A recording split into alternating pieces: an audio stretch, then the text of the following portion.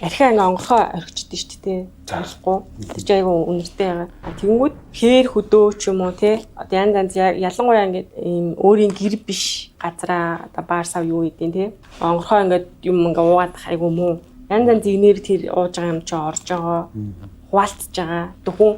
Одоо хүмүүс чи аюугаа ерөөл хилтэй байгаа ингээд амдаа барьж агаад ингээд сайхан ерөөл хилээд ингээд нэг бас нэг туллагд нь шүү дээ тий. Энэ бол ингээд гой сайхан ерөөл найран дээр ч юм уу тий. Чи ингээд гой тий энэ ингээд энэ архийг бол энэ арх сахтаа бол ингээд гой зүйлээр ерөөж хүртэж байна гэдэг найран дээр ингэж ууж байгаа. А гítэл одоо баар савж амар олон хүн ингээд цугларсан энергитэй тэнд ингээд өшнөө хүний одоо үг хэлээр нэг энерги гарч байгаа. Чисто тгий шүү ингэ шүү ангаалалаа шүү дээ шүү ч юм уу тий. Тэр олон энерги энэтэй ингээд цуглараад энд ингээд оронгууд тэрийг одоо уух ч юм уу тий эсвэл хоёлаа нэг ингээд хуваагаад ууж илаа гэж бодонгууд чи надад нэг юм муу сандсан дотроо тий хар муу сандсан энэ муустай нэрээ гэд нэг тийм бодолтой.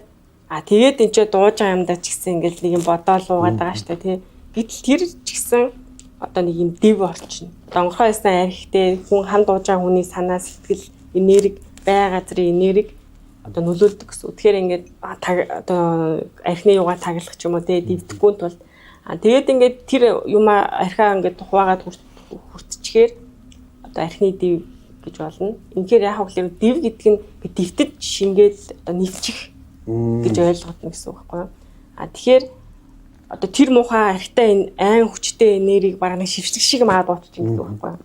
Тэгэнгүүт нөгөө хүн чинь ингээд